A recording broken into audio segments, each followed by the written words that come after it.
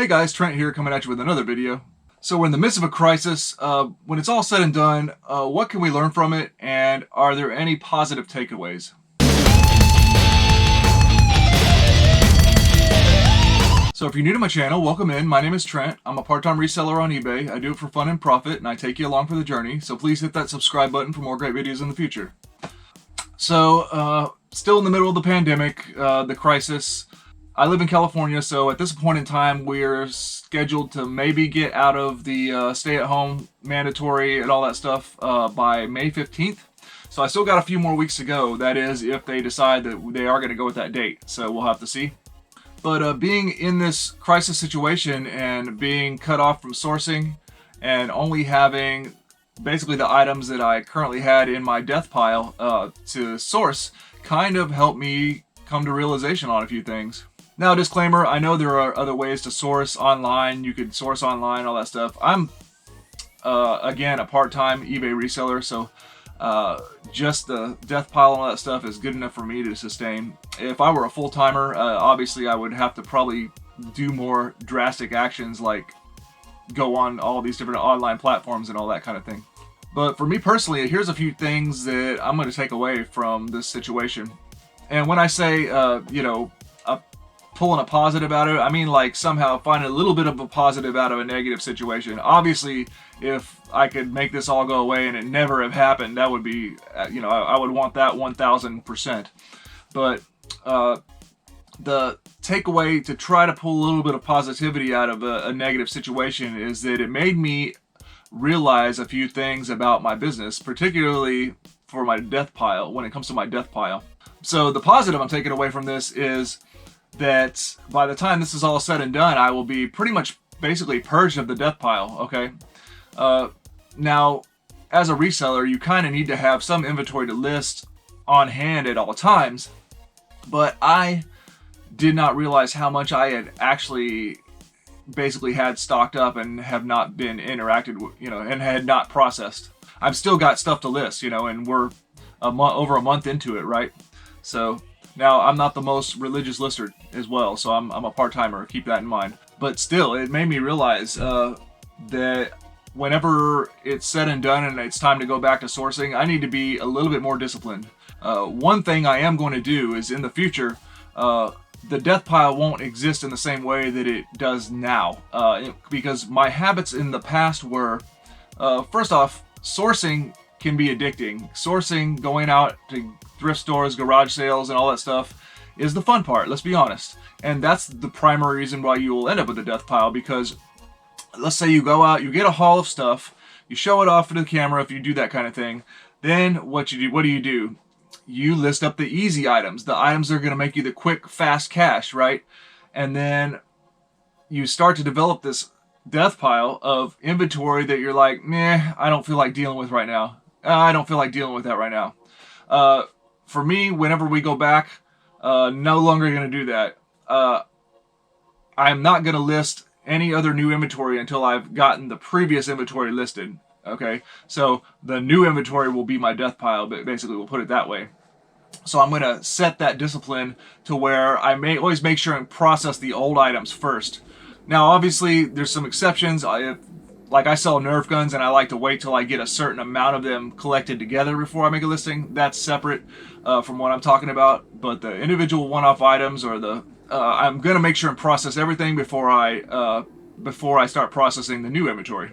So in theory, if that works out like I plan, I will still always have those items to list. It's just I won't be skipping out on listing an item and it just sits for months and months and months. Like the box of Legos that I recently finally started listing, that I've had for probably over a year now.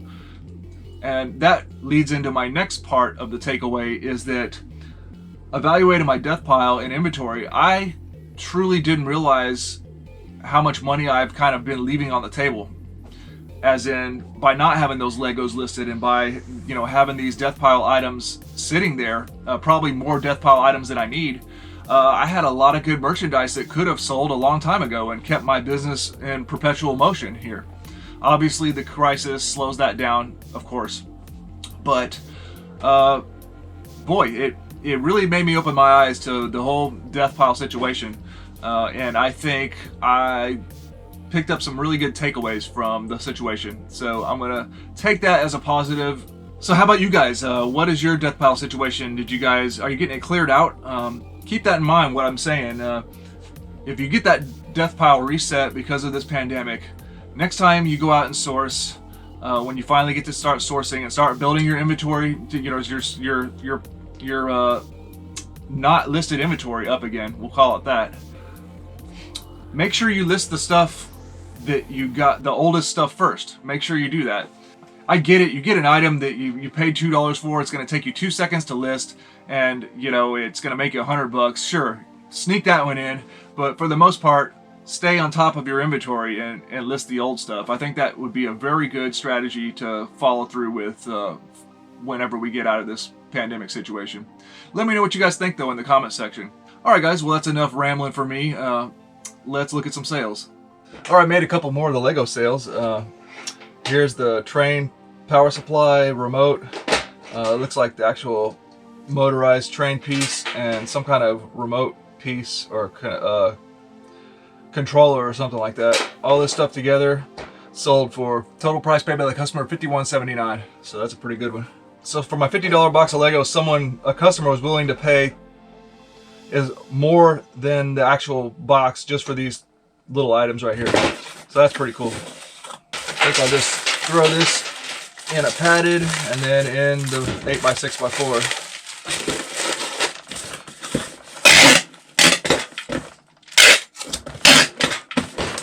15 ounces. Then another item from the Lego box. These are little magnetic train bumper pieces. There's a sealed bag of them and a couple extra that I found. Total price paid by the customer for all this stuff, $12.67. So another nice one just for some really small stuff. So we'll just throw these in a padded, under 4 ounces. All right, sold this vintage Park toolbox or tackle box, whichever one you want to use it for, model 2180. I paid $2 or $3 for this at the thrift store, and it finally sold. It's going to cost a little bit to ship, but total price paid by the customer, $102.82.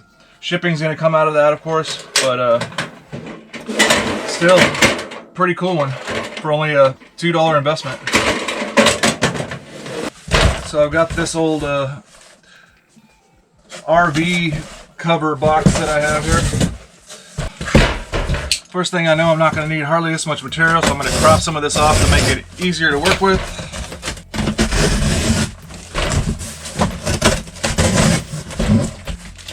Alright, phase one complete. Guess I'll use this piece of bubble wrap to give it a bit of a wrap here. Might as well.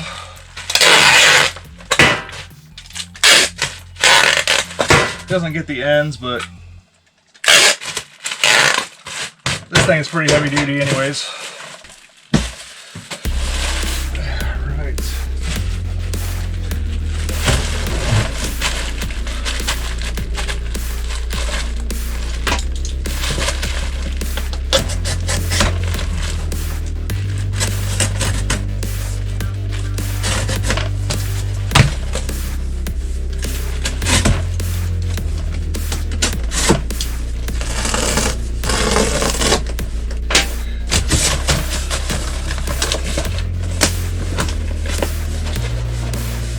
Got a piece of cardboard, put it like that. A little extra padding. And I'm gonna secure this down.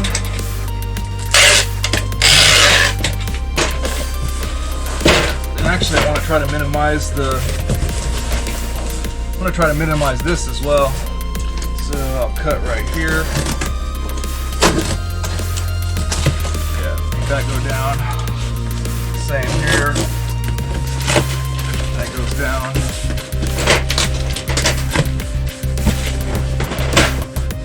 And same thing up here. And up here.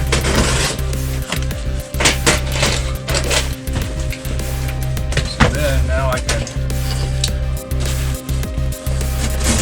cut these flaps. Make that go down. There.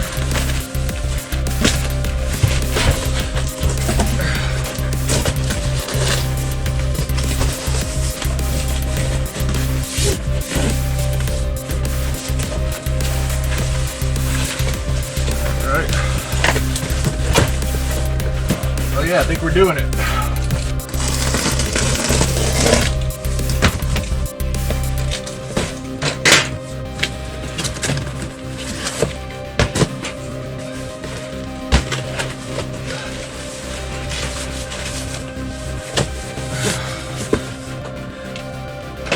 Right.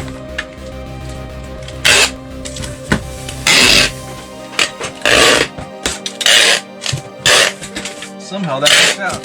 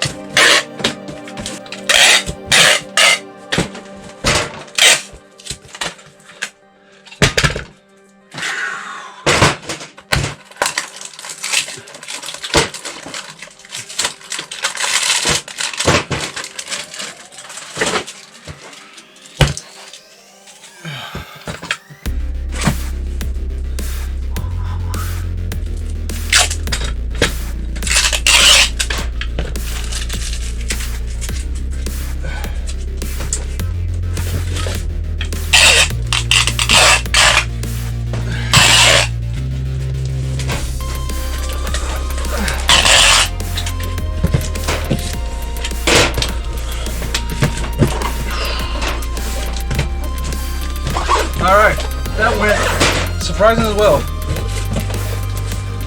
Almost as small of a dimension as possible, I think. And I feel like that's pretty securely packed. 15 pounds. Sold a couple of my media items. Journey to the Center of the Earth sold again. Took a best offer. It's $9.54 total paid by the customer for Journey to the Center of the Earth. Then Bruce Campbell is the Man with the Screaming Brain. Sold for $5.30. This is another one where I ended the listing and changed the price around and relisted it, and then I started selling them. I sold like one the other day and I sold another one. Here's a remote I bought a long time ago, finally sold, not for a lot of money. Wasn't the best remote. This is for a TV, cable, TV, VCR, DVD, Sharp. Of course I paid less than $1 for it. Sold total price paid by the customer, $8.44. Not the best one, but that's fine. Put it in a padded, call it a day. Gonna be a 5-ouncer. Sold a little AT&T phone base with the power supply. That sale right there. Total price paid by the customer, $13.06. Usually if it's just the phone base, I usually just put them in a padded. 7-ouncer. All right, last but not least, I sold my last sale of the Sylvania floodlight bulbs. Got them for $1.50 a piece at the yard sale. I mean, at the thrift store for each box. These ones were sealed differently, so I had to, I open and inspect all the boxes anyways, to make sure the bulbs weren't cracked or anything like that. So this will be my last sale. Total price paid by the customer, $32.07. That was a nice pickup at the thrift store. Several boxes of these, enough to make this sale, I made it like 6 or 7 times.